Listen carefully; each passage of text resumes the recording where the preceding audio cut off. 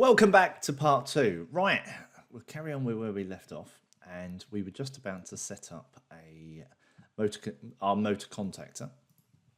Now, as we go through this project, you will look. Obviously, the project that we started off was actually very small. It's a very small project, and by the end of this, we will look back on this and say, well, the project we started with was only a handful of lines, maybe 15 lines. And what we've ended up with is quite a few different files. We've ended up with some objects, with some devices, the machine itself, and they've all broken out into their own objects, and therefore there is more code. So you could start arguing, why did we go down this route? Because we've just broken everything up into, really, we just spread it out over a load of different files. In my experience, it's because those small files really are small files, and there are only a few lines of code typically in each. As a rule of thumb, try and keep 10 or less lines per block of code. I mean, that's an easy thing to do if you're in an object, not necessarily in procedural code. Procedural code is very long. You actually write just lots and lots and lots of procedures. So again, doing comparisons, and I know a lot of people do this on the internet where they compare what the procedural code would have looked like compared to the OO version of the project itself. But bear in mind, as we make our way through this, we'll see that things, once you go this OOP way, you can start being quite dynamic, and you can change things out on the fly. You start being able to do things that you wouldn't have been able to do had you just stuck with a purely procedural programming style. Okay, so there we go. Let me just drop back into what we were doing, and I'm just going to start with a new device, and I'm going to call this a contactor, and that will be it. Also as well, something that I didn't mention before, in OOP objects, the thing that makes an object is referred to as a class. Now, we're using function blocks. So we are using function blocks in exactly the same way as OOP uses classes. The function block is the building block. You can only use a function block once it's been instantiated, and that's exactly the same with an object. So we can start using those terms interchangeably at the moment. So function block and class, that's how we tie the two together. The difference with a actual function block in PLC is we have this ability to do some other things which aren't supported in classical OOP. OOP has methods and properties. We can do interfaces. We don't do things like actions and transitions. That's purely a PLC type of thing. Okay. Right, so let's just go in. So we've got a contactor, and again, get rid of our inputs and outputs because we don't directly reference classes with inputs and outputs. They have internal variables and they have properties and methods. So the contactor itself, I'm just going to pull this one out. So the contactor, whenever we bring in a contactor or instantiate a contactor, it's going to come with its own output, the thing that it uses to drive it, which is nice because it keeps it nice and tidy and you don't forget it. The minute you bring in a contactor, you gain the hardware link for it. You can also, so if we was to expand this in the future to say this is a contactor with feedback, it could have an output and an input for the feedback channel. So therefore we can start grouping things together as usable objects. So there we go. So we've got a contactor in this instance. This time I'm going to use a method. I'm actually going to call upon the object and ask it to do something. So a contactor, we would usually say switch on, switch off. That sounds pretty domain language. So energize, de-energize, but we're going to say switch on. So switch on will be our new method. We're not actually going to return anything in this instance, and it's public, which means anyone who can see this object can use it. So switch on, that's going to be our first method. Methods can return. So you could maybe make a method, let's say, because we say methods are to invoke an action on an object. Say this was a database object, we could do things like get record, and it would return the record via the return of the method itself. So yeah, as I say, properties tend to be just variables that you can say is busy or is errored or name, where methods tend to be invoking an action on an object. So we're going to say switch on, so that's valid that that's a method. And we can do the same trick. So our output, we're going to say that our output, if we switch on, is equal to true. And likewise, if we call switch off, okay, let's just rename that. Switch off will make our output equals false. So again, baking that domain knowledge inside the object. So from that point on, we never need to refer to that low level true false ever again. We can just speak to it as switch on, switch off. So let's just do a straight swap already, just because we'll build this project up as we go. So a contactor, so the main motor contactor is a contactor. There we go, and if we go back into main, this will start complaining now. So this one, because it's no longer an assignment, which would have been had we have used a property, we're going to have to just quickly turn this into an if statement. So we're going to say if all of this, then we're going to say motor contactor, can you switch on? Else. Motor contactor, can you switch off? And because it's a method, we can pass parameters in via a method, but in this instance there are no parameters. So there we go. So that's, we're back to working code again now. So in effect, actually, our code's got slightly bigger. So there we go. So this bit here is all still kind of hard to read, but we can definitely see that if this occurs, then the motor contactor, we're going to switch it on, otherwise we're going to switch it off. So that's so far so good. We can start going up slightly upper level again, because and this will start making more sense the further through the project we go. You can wrap objects in objects. So if we were to say I've got a new object, and really you'd start using folders at this point to start making this easier to find. But for the moment I won't, I'm just going to keep it all flat. And this, I'm going to say that this is a direct online starter motor. Okay, so that's going to be a function block. And the direct online starter motor, which means it has a contactor. Really, it should have some overloads in there as well, but we'll keep it simple just for the moment. Direct online starter motor, we can get rid of this one here. This object can contain a contactor. So if we were to now swap this out, let's just copy this because I don't like writing things. So my direct online starter motor has a contactor. We can, in IEC languages such as structured text, it's not case sensitive, so we can actually refer to things with capitals or lowercase. It doesn't matter, the compiler will still find it. But you can label things the same as a function block. So what the compiler will actually say is, you do have a variable called contactor. It's of type contactor. And if I try to access it, it'll access the instantiated version. So what this is actually going to do is going to make me a contactor, and it's going to put it in the variable contactor. And now I can use it. So there we go. So the reason I'm doing this is I want to start bringing another level of, I'm bringing another domain in now. So I'm going to say, well, as a motor, I want you to, we could say start and stop, which is, yeah. So yeah, let's just go start and stop. So we're going to have a start, which will return nothing, and it's public. And again, I'm going to make, I'll copy and paste this one afterwards. So if I start my motor, as far as it's concerned, as far as the contactor is concerned, I can say contactor switch on. And there we go. Now I can copy and paste my start, call it stop.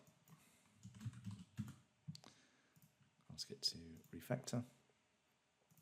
And in my stop, I can say, well, that means contactor switch off. There we go. So I've just used another object to hold a contactor. So a direct online starter motor will have a contactor. Therefore, at the moment, I've embedded that contactor into it.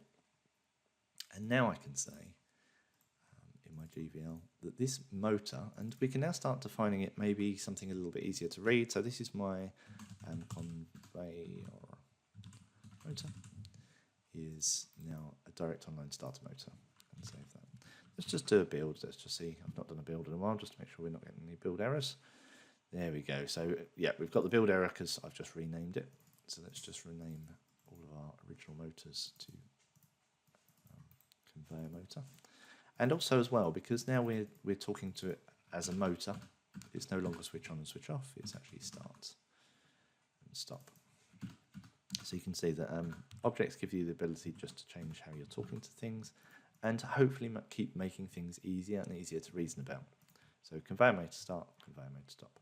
The fact that we've got a direct online motor living underneath the hood is up for the GVL to know, not for the main program to know.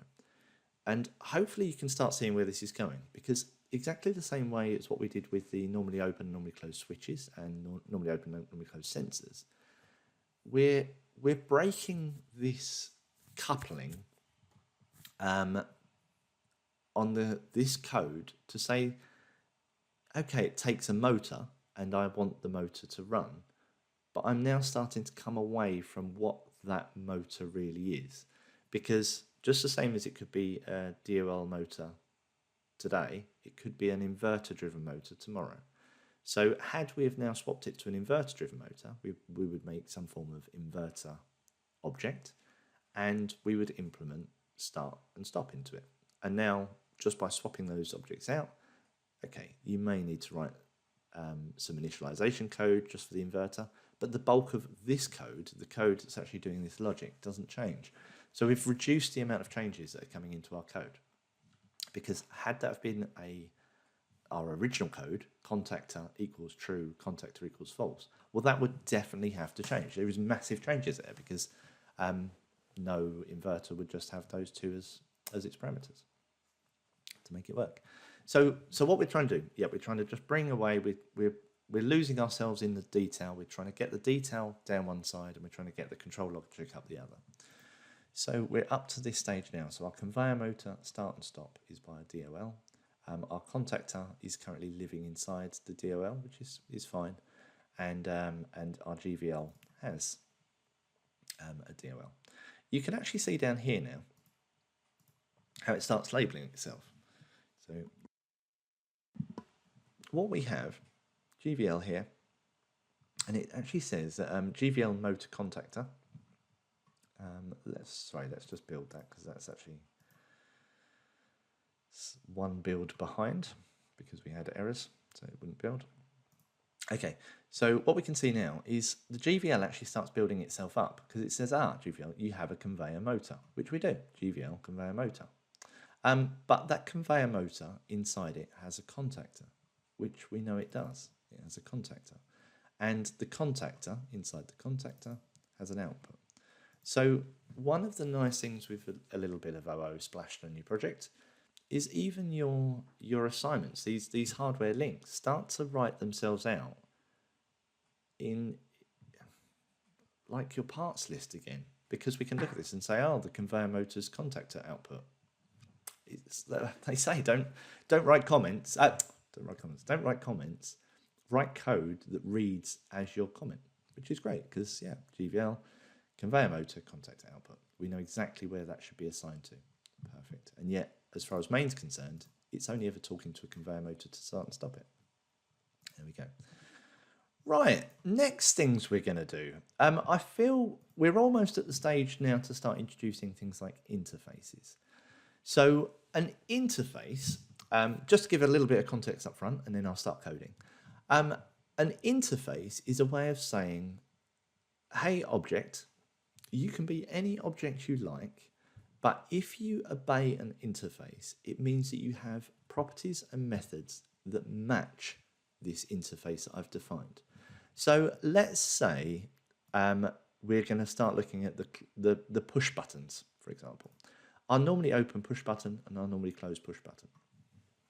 Now, these two function blocks, if I wanted to pass that into someone else and say, hey, you're going to have I'm going to pass you into someone. You're going to go into someone, and I'm going to pass you in via an argument or via a property, something along those lines. Fundamentally, they are a normally closed push button function block and a normally open push button function block. So then they're interchangeable, that I can interchange them at design time, which we've already seen. In the GVL, I was able to reclassify them and say, yeah, didn't want that function block, I want this function block. At runtime, I wouldn't be able to swap them at all. So if I had, let's say I had a function, and that function takes a normally open push button, I couldn't give it a normally closed push button, because the compiler would say, whoa, whoa, whoa, you're trying to give something to someone that they don't expect to have. They're expecting to have a normally open or normally closed. Whatever I've defined it, that type is stuck. You can only have this type. And therefore, if I try to pass someone else in, it'll say, no, you're not allowed to do it. So interfaces are created to say you can have two completely different objects. And those objects, we can say, as long as you obey this interface, and I'm going to tell you what you should obey, as long as you obey that, you can pretend to, all you need to know, all the person needs to know who accepts you, is if they just want a push button and they don't care if you're normally open, normally closed. If we were to make an interface of just push button, and the push button interface has is pressed and is released, now we're at the level where as a bit of code that's going to have you, I don't care what you are as long as you obey the interface. So interfaces are one of the most powerful parts of OOP. And the reason why it's so powerful nowadays as well is because in this ever-changing world of let's swap this bit out, let's put this new bit in, and maybe we even do this on the fly. Actually, during run, while your machine is running, it swaps out modules, it swaps out this. Maybe you want to give the operator the ability to, on their touchscreen, say, I've just broken that sensor and I'm going to replace it with a normally open sensor instead. These type of things. Having that ability to be very, very dynamic, interfaces is the way to go. So we're going to start putting together interfaces, and we'll see how this looks in this code now. So to make an interface, all we do is go down and say add new interface.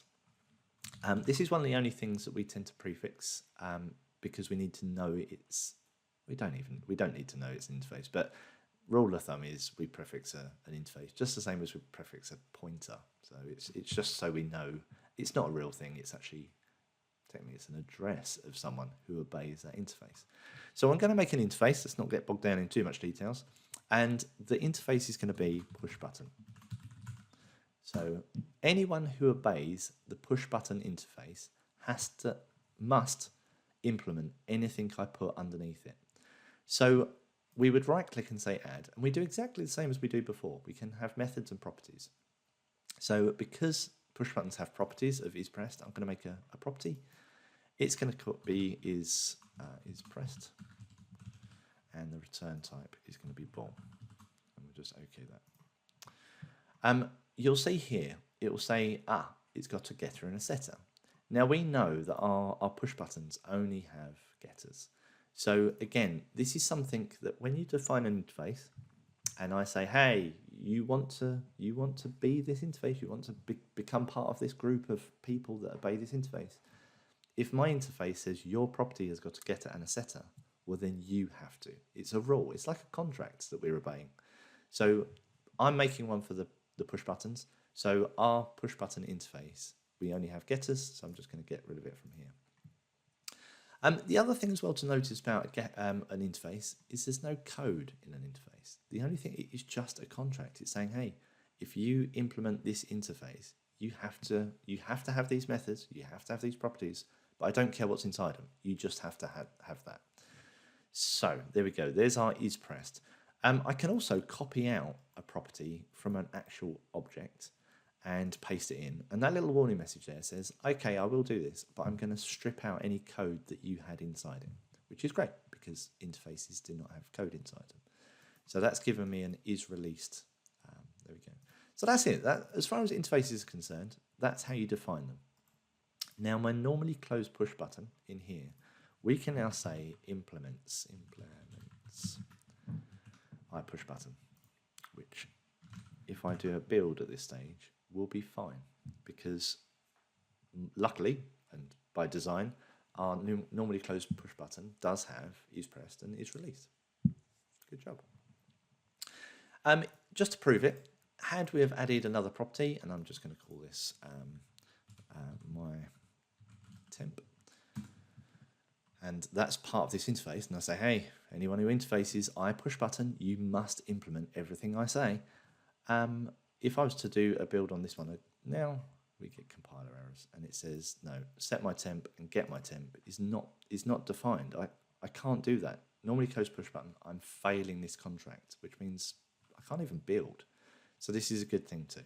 So there we go. So let's just remove that out. So we get a lot of time. We get a lot of error checking. This type of thing. This environment supports us with interfaces, and it says, "Yeah, don't worry about it." So if you've told someone that they have to implement it, I'll check on your behalf that they do. Right.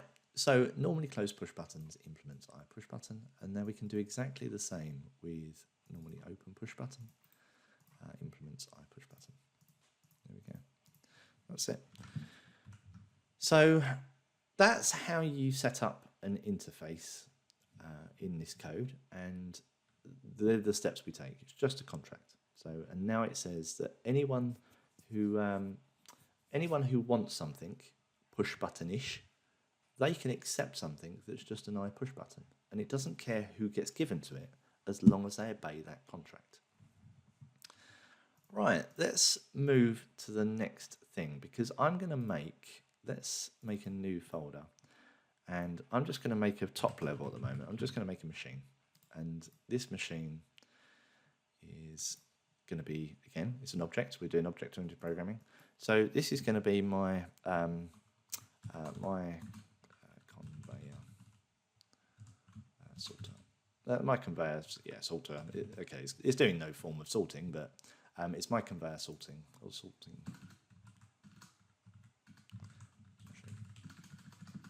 Okay, so this is the very, very, very, very, very top.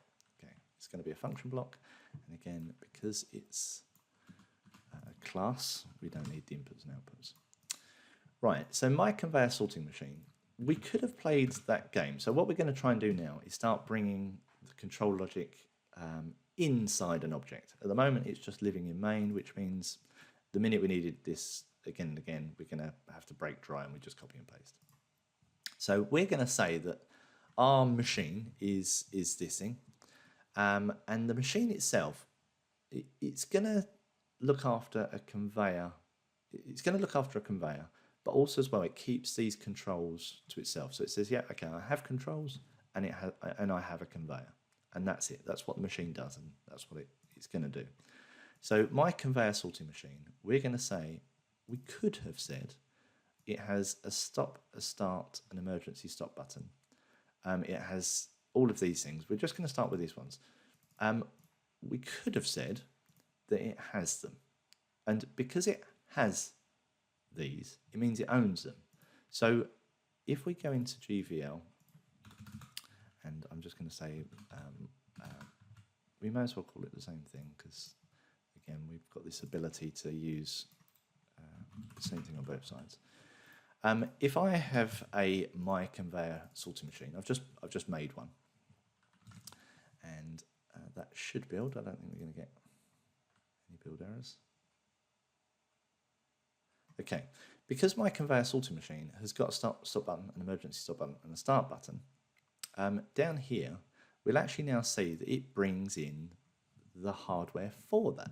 So we could argue that's a good thing. We say, yep, great, I've got a sorting machine, it's reusable to a certain degree, I can stick it in a library, and this is my conveyor sorting machine.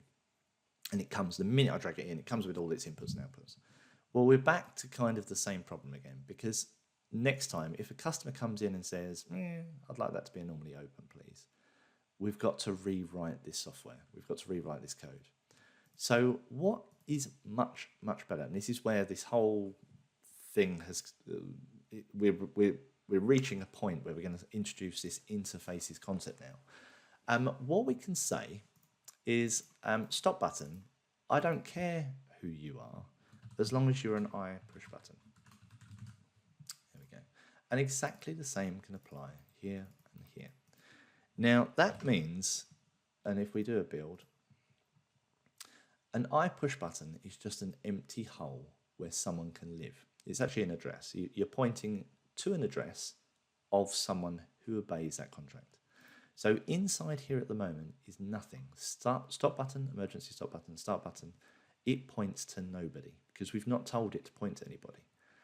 But because it obeys an interface, it means that if I was to use this in my code and say dot, it knows that it will obey an interface. So I can I can inspect is pressed on my stop button, and what would happen is it would go in and say, hey, I push button, I don't know who you are, I just know you implement the is pressed property.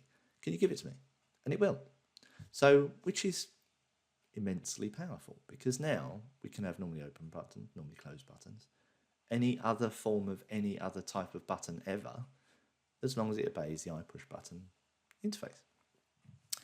So there we go. So that's a good thing.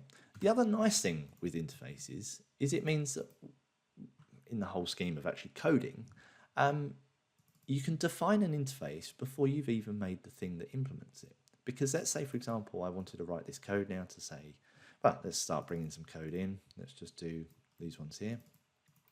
Let's bring this code in. I can now say, well, yeah, if my stop button is pressed and my emergency stop button is pressed, and again, we're dropping all this GVL stuff now, so it's starting to write quite tidy. My start button is down here, so my start button is pressed. I didn't actually have to have any actual function blocks behind the scenes that even implemented it yet. So I can actually code to an interface without the things even really existing, which is a good thing. You can't run it, because if I was to run this and say stop button is pressed, and this hadn't had someone put inside it and said you are the person living underneath it, you're going to hit a 0 memory area, and that's going to raise an exception in the PLC, and the PLC will stop. So, so bear that in mind. Just because I'm using an interface, it means I will put someone in there who will be an I push button. But I can do that later, and I don't actually do that either. Well, I do it at runtime. Okay. Excuse me. Right, so let's just carry on putting this code in as well. So stop button, emergency stop button. There we go. Right. The other thing as well we're going to do is, so this means we're going to, let's bring in another term. We're looking to do a thing which is called dependency inversion. It's actually part of the solid principle. So it's the D of the solid principle, dependency inversion. So what we're saying is, instead of my function block knowing and owning the buttons, and therefore the type of button is hard-coded, it would either be normally closed or normally open. Instead of depending on that and being dependent on knowing that myself, I invert that dependency. I say, hey, my conveyor sorting machine, you are going to have 3 push buttons, but don't worry about them. Don't worry about what type they are. They just will implement this interface. So we've kicked that design decision just down the road. We don't even need to think about what type of start and stop buttons they are, what type of buttons they are, because we know they're going to be pressed and not pressed. Done. We're good. We're good. Just the same as this machine, so it's my conveyor sorting machine. The only thing this bit of code really needs to know is, does it have a conveyor it can control? So we can go in now and say, well, let's make some only interface programming. So I'm going to say I've got a module, and this module, again, these are only terms I'm just picking out the air, because I think that maybe a conveyor module could be used somewhere else. So I'll class this as my conveyor, my sorting conveyor, because it's got it's going to have 2 sensors on it. It's going to have a motor, and we'll just say that that's doing some form of sorting. So so I'm going to say that this is my sorting conveyor.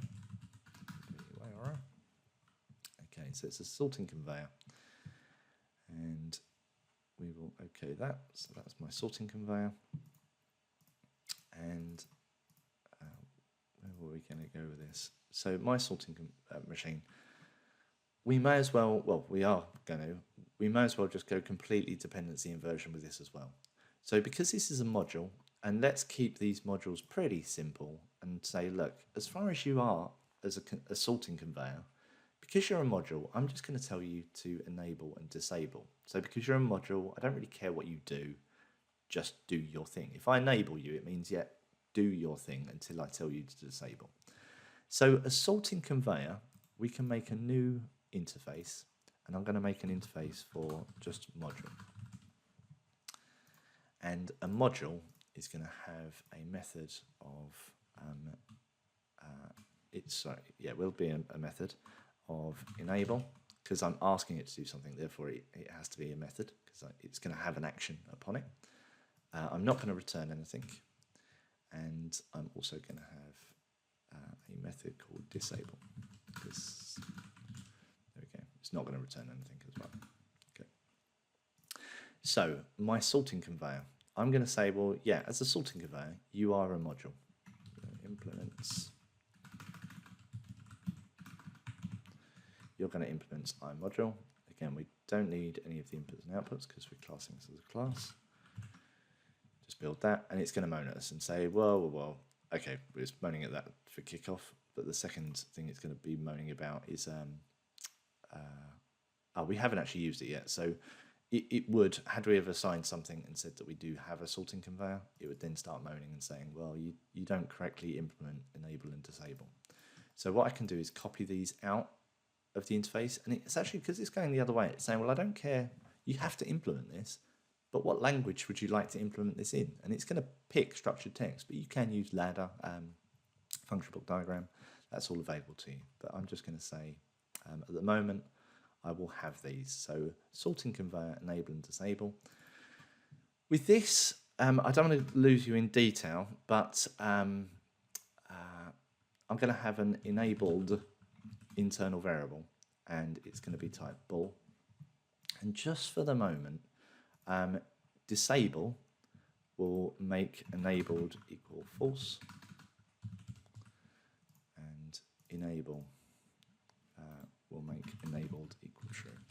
So all I'm doing is playing pass the parcel. So if someone calls enable on me, I will set enabled as equal true. If someone calls disable on me, I'll set it to false. It would be in here that you do things along the lines of, am I able to be going into an enabled state? You might have state machines that you say someone has requested you to enable. Do you want to? So even though I'm just playing pass the parcel, just put it straight into a local variable, you can now see where things can live, and how your code can start increasing and very easily add functionality to this. Okay, so I've got a sorting conveyor. It is an iModule. And what I'm going to say is actually my conveyor sorting machine has a conveyor module. It doesn't know, I mean, we could almost argue that it could just be a module, but it's going to be a conveyor module because it's a conveyor sorting machine. And I don't care what type of thing it is, as long as it implements iModule. And now we can say that this conveyor module in here, we want it to disable, and this conveyor module here, let's just copy that out, we're going to enable. There we go. Right, so that's pretty much it for this code. So there we go. So is pressed, disable, is pressed, is it released, it's released, enable. So we've got the same code and we're just talking about it as modules. The thing we haven't done yet is this machine still doesn't know who's going to be placed in here. So we've already defined our conveyor sorting machine. We now need to pass the things in that we want it to use. So in order to do that, we have constructors. So with any objects that we get, we have the ability to pass things in when they get constructed. So if we make a method, and the method on this is going to be init, it says, okay, when someone creates this object, I will call the fbinit function.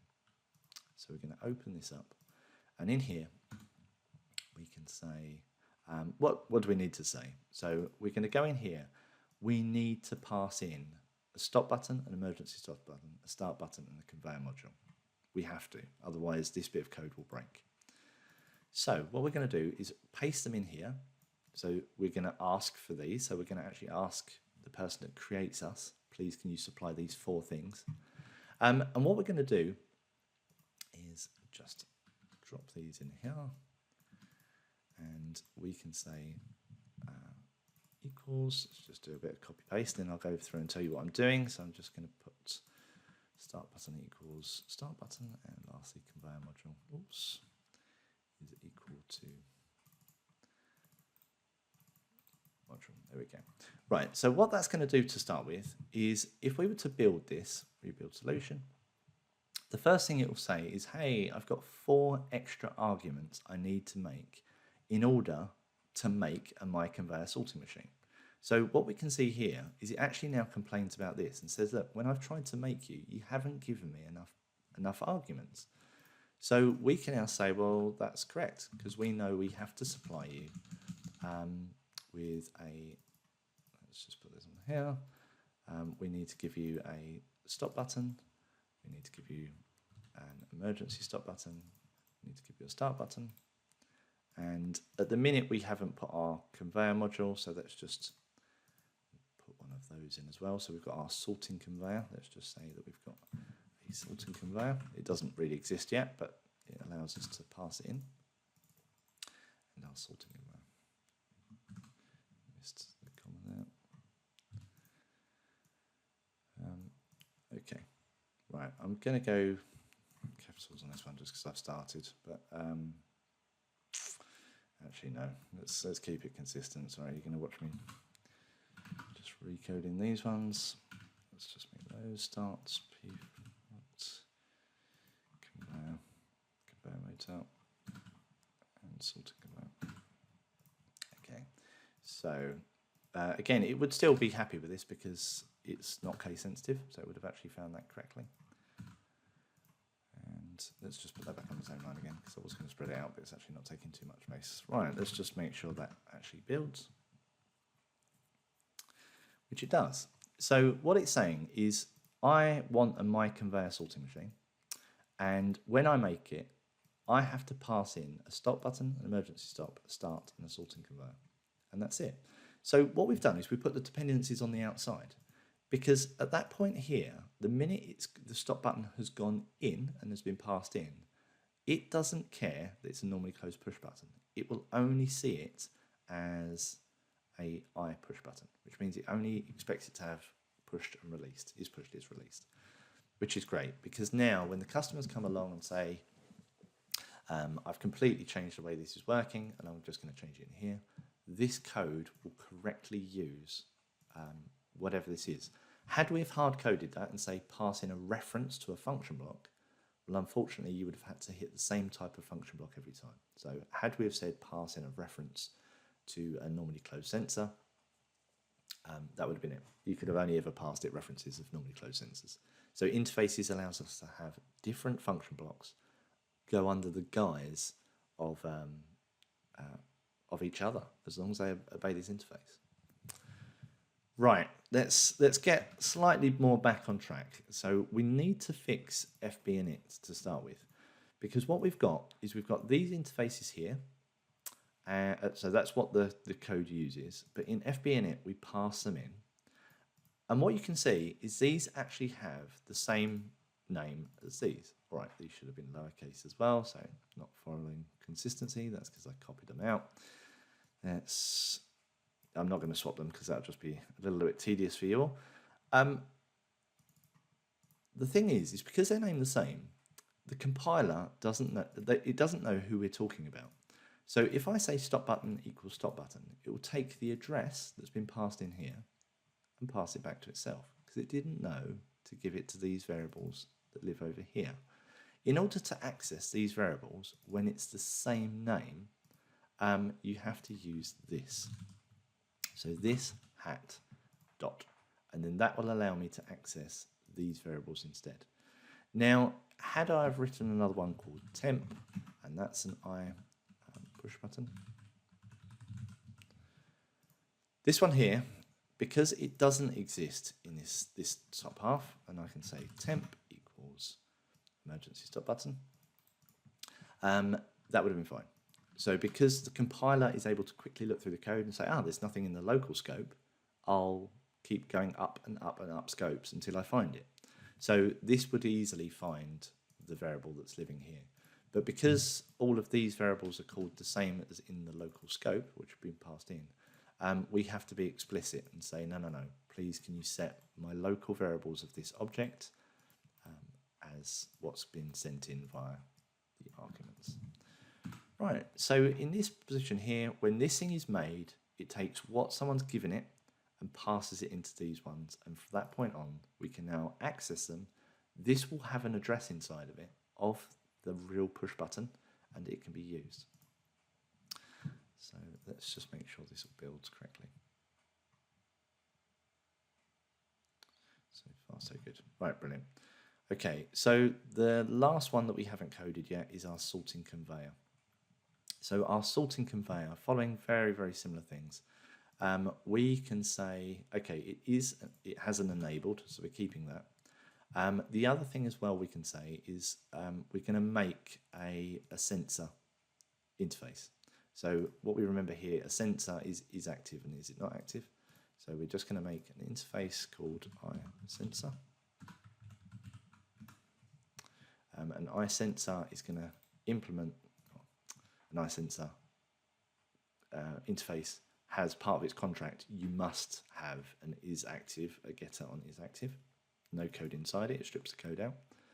And now what we can do is say my normally closed sensor, you influence sensor and normally open sensor. You can implement iSensor as well. There we go. And they will both more than happily compile. Our sorting conveyor, we're going to say that it has two sensors. And before we had product detected and conveyor full.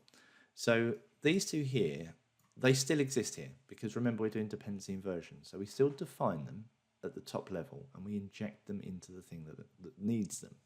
So they will still remain here. I'm just going to copy out their names just so I don't need to type anything. So we're going to have and again we can start dropping some things now. So because we can actually drop the sensor off of this because we know it's an iSensor. So product detected is an iSensor. And the other one was conveyor full. This one here.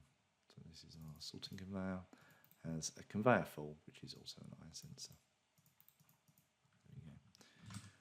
Right, we need to play exactly the same trick again, where sorting conveyor needs to have a method. It has to have the constructor because we have to have some way of passing this in. So we do an fp underscore init.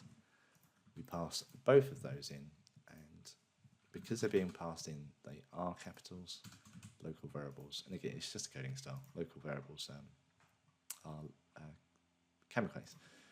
Right, and next we need to do that trick of saying product detected is equal to product detected, and because it's named the same thing, we have to say this hat. This would give you the address of the object. This hat means it'd resolve it to the object, and then the point just gives you access into its variables. So this hat, product detected, is equal to product detected, and lastly we've got this conveyor full is equal to conveyor full. And it should complain again because it should say that there is no matching fp init found because the sorting conveyor now requires a few things. So we've missed one. We needed to go into our sorting conveyor because it's a conveyor. Also needs to have some form of conveyor motor. And I'm going to say that this is a single direction motor. So we've just got an single direction motor, and inside devices, let's just have a look. This was so that's our direct light online starter motor. So I'm going to add a interface, single direction motor, This single direction motor can only start and stop. Otherwise, we'd implement something like reversible motor, which could maybe have run forwards, run backwards, and stop. So single direction motor, start and stop. And now we can say that our direct online starter motor implements single direction motor. The other thing as well is there's no limit to how many interfaces an object can be part of. Because let's say, for example, our contactor had is active. Well, technically, because it has an is active, it could also implement the iSensor.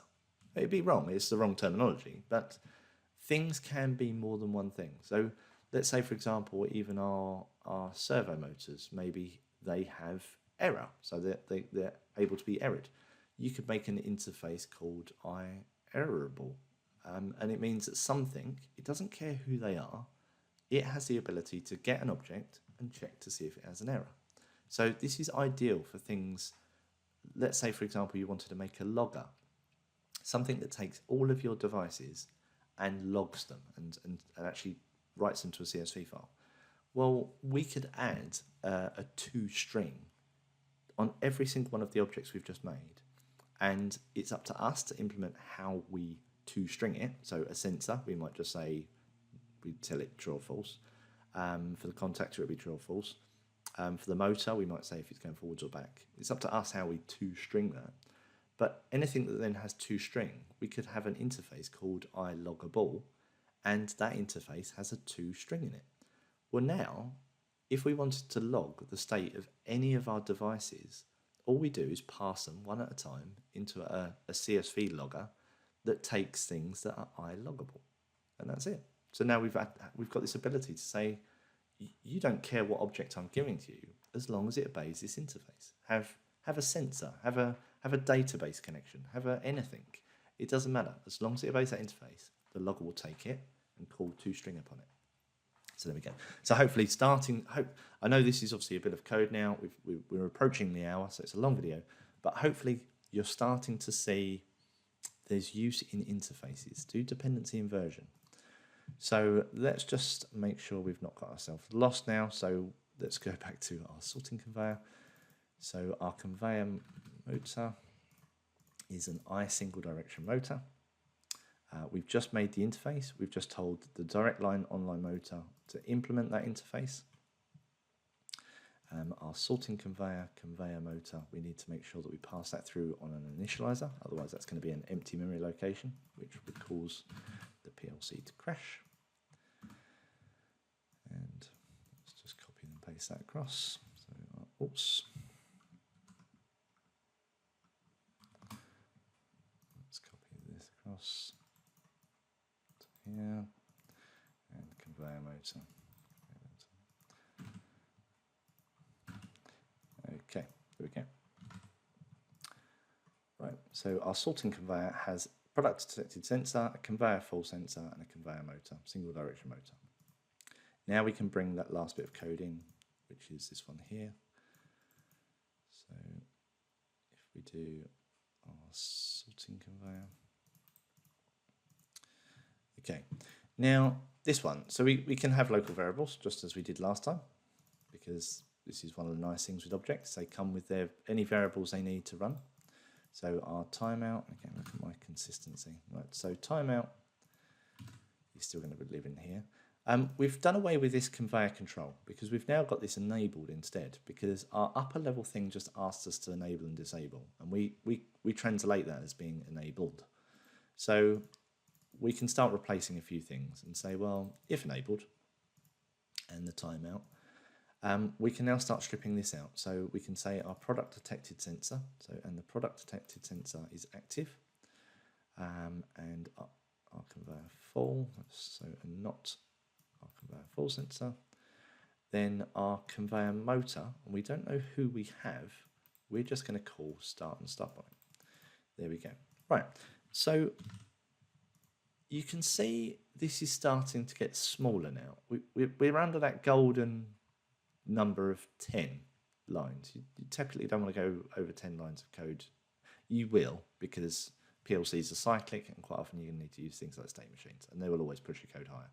But if you can, keep your any code less than 10 lines of code. It's very hard to write bugs in less than 10 lines of code.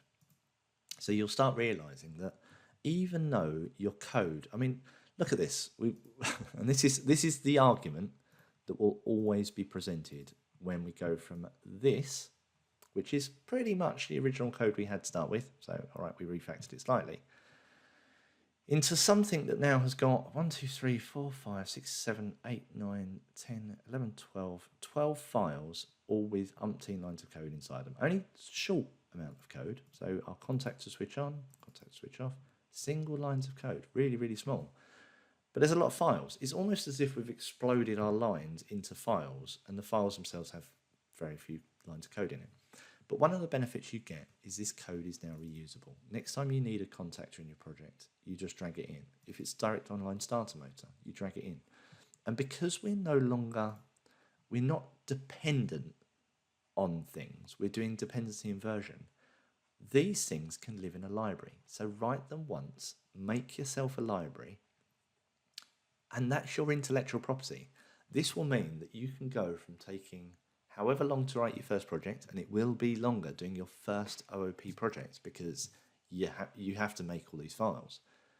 But project 2 is one of the quicker projects you'll ever write, because as long as you've got very similar components, you just keep adding, you just take them from the library and use them. So because now we could have said, well, actually, yeah, my sorting conveyor module, I am going to use that, but I'm going to use 5 of these on a machine. And some of them have got normally closed sensors, some have got normally open sensors. Don't worry about it. You can use this bit of code here, because up until that point, it didn't know what sensors it's using. It gets it injected with those sensors. It doesn't actually even really know what motor that is. That could have been a direct online starting motor, or it could have been an inverter. All it cares about is it's a single direction motor. Could be anything. So because we're just calling start and stop up on it. So so far so good. Let's complete this.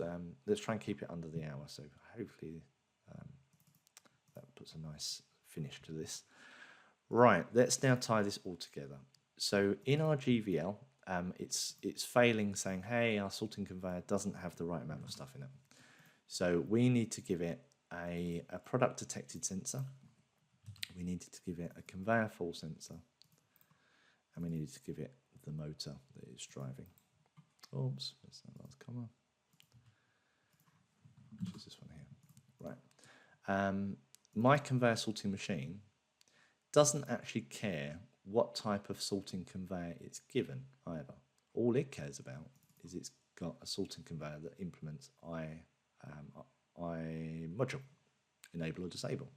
So now, if the customer turns around and says, well, I've got a completely different style conveyor, it's got 15 sensors on it, it's got 30 motors on it, you might not need to change this one, because as long as it still reacts to enabled and disabled, this bit of code didn't care. It's just being passed in as an I module. Now you could pass in any, I mean, if you think your conveyor sorting machine potentially could have an array of modules, and all it does is quickly whip through that array and says, right, on start, all of you enable, all of you disable. There we go. So things get quite easy to swap and change now. And your global variable list will start to look, for kickoff at the top, it will start to look like a parts list. And then every layer down you get, you find that you start injecting. So to make a sorting conveyor, you have to inject some of your real components. And to make the final machine, you have to inject maybe some of the modules and some of the real components. So you're playing piece to piece together. So by the end of it, you end up really with just one thing. And that one thing, you just call process. And there's not really much code in main. So let's just see what that looks like. So GVL is pressed. All of this control logic here has been replaced out by the fact, that we've got a main sorting machine. Now I'm just going to do that for the moment. By calling open and close brackets means run whatever's in this code here, which for kickoff is fine. There's some discussions online about should you call a method to do that, because really objects only have methods or properties. So you could have a method in there saying process or update, or because you have to give it cycle time. It's a PLC; it has to have cycle time to do things. So, but convention at the moment, looking at what other people are doing, people still find it quite okay to do open and close brackets. If we were going to go OOP extreme, then really this object needs an update, and the update is coming from a task. And we could have, hey, task object, can you please call my I update thing? And the machine could be an I update, and it has update as a method, and it just processes it. But let's not get into that too much. So at the minute, we just need to say that this code needs some cycle time. It needs to process this. So in order to do that, we simply call that on it. Because the sorting machine uses a conveyor module, it's probably best, and because this sorting conveyor has code in here as well, it has a timer, it needs cycle time too. Because it's being used by the sorting machine, it's probably worthwhile calling it first, because then you get whatever's done here, now it's being used correctly here. And I think we're done. I think, let's just make sure and review. Make sure this compiles. There's going to be in it. So it must be instantiated before accessed. So my conveyor sorting machine is just, there we go. Because I've got qualified only on, it means I have to refer to it as GVL. So let's just correct that. So that would be GVL dot. And it said about being instantiated, because it couldn't find the local variable with it, it actually fell back and said, well, I found a function block with it. But you can't just talk to a function block, you need to instantiate it. So that's why the error message was as what we saw. Let's just build this. And we're good.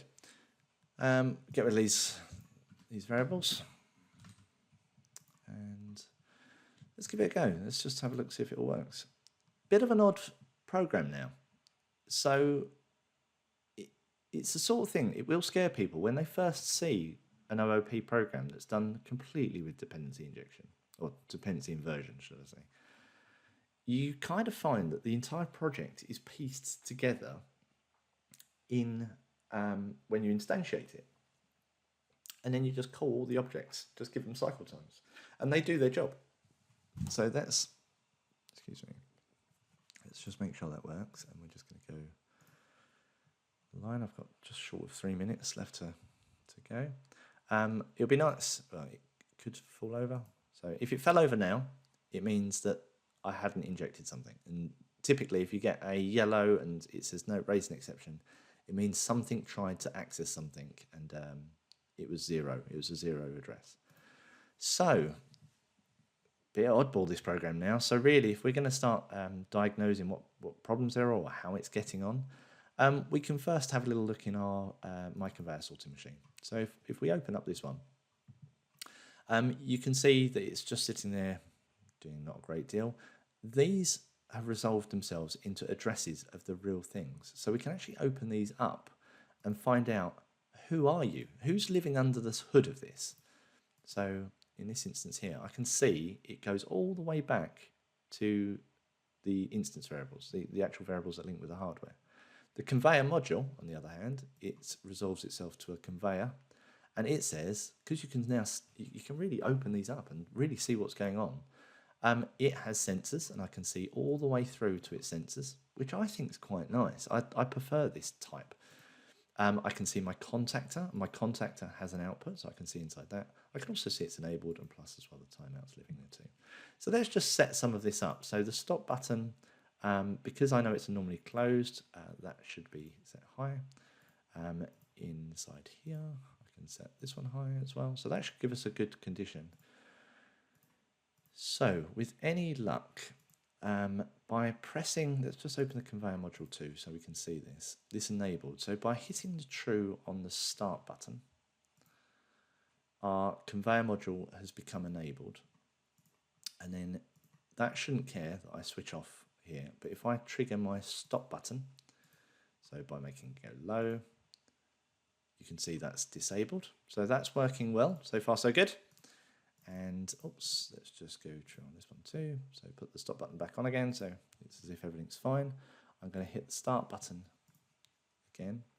But this time, my conveyor module inside the product detector, and I'm going to also look at the conveyor contactor. This one here, if this one was to go high, oh, there we go. We got so far. Product detector. Well, it gives us a bit of fault finding. Let's have a little bit of a fault find. So conveyor fault. This is why. It's because they're normally closed sensors. There we go. So it's because it's seeing that as a normally closed sensor, therefore it thinks it has a build back. So let's just set that.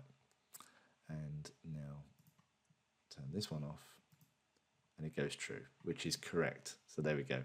So, and when this thing says that there's no more product, because they're normally closed sensors, after 5 seconds, this should turn off. Good, there we go. Well, there we go. Live coding. I've just gone over the hour. Live coding, no bugs, I'm going to say. I'm going to rule that out as no bugs because there was no bug. It's actually working exactly the way it should have worked, which is a good thing. It's a bit obscure. When you look at it like this becomes a bit obscure. And it's not easy to reason about. Sorry, not easy to reason about. People will be fearful that they can't diagnose this. And they go, well, what is this thing doing? But I would kind of argue to say, well, what do you need to check? What do you need to do? What's the problem? Is there a bug? Because now, if we look at it and say, well, yeah, there's a bug.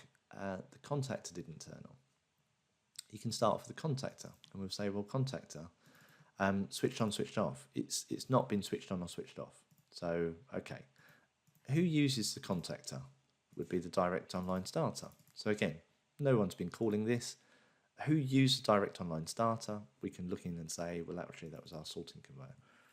So we're into here at this point. So our debugging becomes 7 lines worth of debugging to say, well, why? What's going on with this?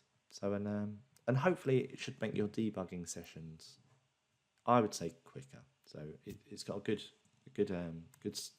You've cut down all of that worrying about what everything else does. It's just cut it down to a very small module. Right. So that's OOP in PLCs. Now, this was quite a long look into this. It doesn't cover everything completely in detail. And also we've taken what was very lightweight OOP, which was just inputs and outputs, then going into let's make modules and machines. You could have just stopped at inputs and outputs, just applied a little bit of OOP just to get that sort of readability coming in, some domain language. This one here, the thing that I'm going to do in the next video, I'm going to actually follow this up with a third video. What we're going to do is, now that we're into this stage, we can now swap things out in runtime. So let's say, for example, you wanted to simulate your inputs, or maybe your input come from completely somewhere else, or maybe we wanted to log our inputs.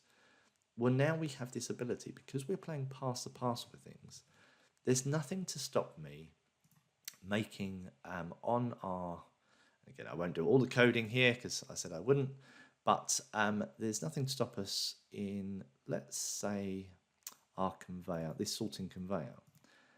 Let's say that it also had a method called change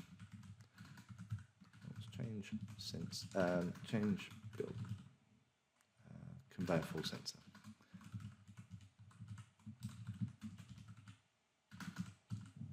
Change conveyor full sensor. So it's going to be a method. It's not going to return anything. It's going to be public. What this thing's going to take is, I'm going to say this is a new sensor, and it's of type I sensor. And what we're going to do is, inside the sorting conveyor, our conveyor full I sensor, because it's just a variable, can be reassigned. So we can do things like this. Okay. Actually, I am going to just carry on with just this little bit here. There probably will be a third video anyway, where we go into this bit more details. But let's just say we've got this change conveyor full sensor on our sorting conveyor.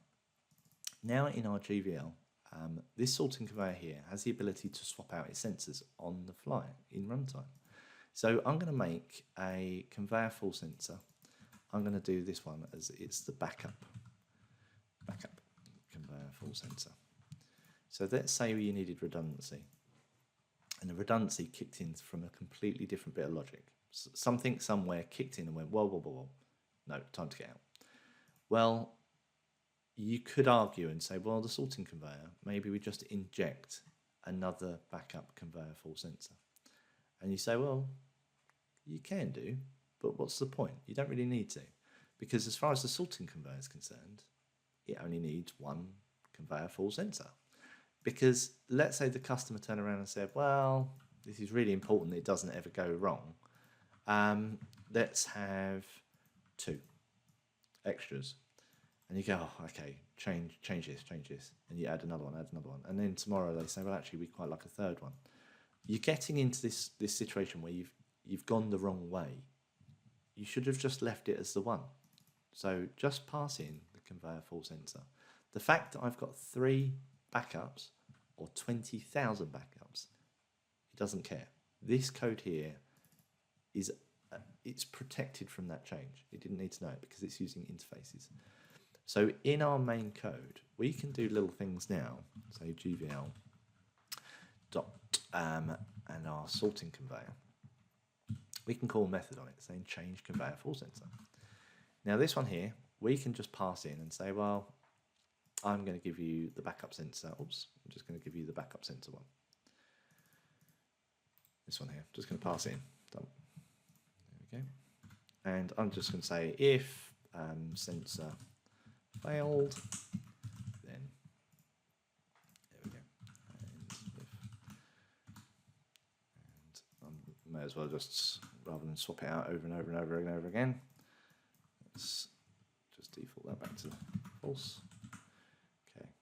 So yeah, I promised you I'll show you where the true power of interfaces comes in. Therefore, yeah, this is just gone over an hour's video now, because I think this is the main thing, one of the main things. So we've already got really immune to change things now. So we can put these all in the library. That conveyor, sorting conveyor code doesn't care what is being, it knows it's got a motor, but it's only a single direction motor, doesn't know what type. It doesn't care what sensors it has. Boom, stick it in the library. That's your IP done. Never have to write that bit of code ever again. The other thing we have this ability to make a new method on there and say, hey, can you change your conveyor fault sensor to this backup sensor, please? We've got to put this variable in just so it knows, just so I can trigger it. Since failed, it's pull. Save this. There we go. So backup conveyor sensor 2, it can't be converted into iSensor. Let's see. Oh, there we go. So, say bugs, you can still get design time bugs, which I can live with. Runtime bugs, they're the ones that are always the hardest ones to find. So I can live with things being buggy at this end. So let's have a look and see what it's complaining against. It's saying it's a normally closed sensor, and it doesn't like that, which kind of means that the normally closed sensor, it does implement iSensor. Implements, yeah, implements. So that's fine. So our sorting conveyor uses an iSensor. Change conveyor takes a new sensor. And main, and that's because backup conveyor fault sensor again, because I've got strict switched on, means I have to pass in GVL first. There we go. Not the worst bug in the world. But it's a design time bug, so you can't move on until you correct it. So great news. There we go. Right, so because of that now, let's just show you that live. We're going to go in. We're going to go. You have to be a little bit wary with online changes because we're using addresses now, so things can move because they use addresses. So actually, just to be safe, and I don't want to lose the video by having some random blue screen. Let's ask that to, we're just going to do a reset origin on this one. Okay, just log in. Because yeah, it does use memory addresses, same as if you're going to use pointers. Just be wary if you do online downloads, online changes. As long as things aren't changing position too much, you're safe. So it's not an issue. But just bear in mind, because we added a load of backup sensors here, that could have shifted this conveyor motor. So just playing it safe. Right, okay, so we've got this sensor failed thing now. So let's just set the conveyor up so it's running again. So inside my conveyor sorting machine, the stop button. And again, we could do it here, we could do it here, doesn't really matter. We can actually do it down inside this one down here. So that's going to set that higher because it's all the same thing, it's just addresses to each other. The emergency stop button, I'm going to start the start button, and because the product sensors are inversed, set those. So we should have, if we set that low, we should get the conveyor motor spinning, which it does. If I fire off and say there's a problem, it stops. If we turn that off, it starts. And now we're going to do our change. So sensor failed, prepare that value. It's just done it. So going back to the GVL now, conveyor false sensor, if I go false for this and true with this, it makes no difference at all to the contactor because it's now using this one and because it thinks this one has got a build back. There we go. Powerful. This makes things much more powerful because now we can now do runtime changes of objects. We can actually inject, we can change how they're injected. Maybe you wanted to say, let's monitor my output today. We can inject a monitoring output in between. Let's just say we had an output logger that was both eye sensor. It was an eye sensor and it has an eye sensor. And all it does is pass the is active straight to its own is active. But in between, I'm a little logger. And now I can sit in between this conveyor and its sensor. And no one cares because the sensor would talk to the logger would talk to the conveyor. Very powerful. Okay, and last thing, just before I wrap up, this now allows you to do things like test-driven development. You can do unit testing with this type of thing because everything is so decoupled. And I can say I have a sorting conveyor. As long as I give it some sensors and a directional motor, this code here will do its thing. That's very, very easy to test because I can pass it in sensors that I own. I could make a simulation sensor that I control and do what I want it to do. And I can run through a really quick set of tests to say, with product detected true and conveyor fault is false, is my single direction motor on or off? Because again, I'm a single direction motor.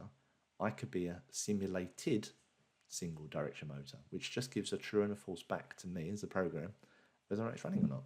And I can now test this bit of code completely, and forevermore this code will be testable, and which is very hard to do when you've got highly coupled procedural code. So I'm going to wrap it up there. I will also post this video on the teachables just underneath in the zip file, just so you've got it. Yeah, we've done a good bit of refactoring. It will take a little while just to get your head around not seeing code in main, or you may see some code. You can do whatever level you like. There are definitely techniques that you will need to take in terms of when we get up into things like state machines and working motion and how deep do you go. But hopefully this has given you a really good first taste of converting a procedural coding machine into an OOP machine and the benefits that start coming with it. Work by interfaces. So the benefits come when you use interfaces, and you can only use interfaces when you're working with OOP. Lovely. That concludes part 2. There may be a part 3, and if there is, I'll see you on that video. Thank you.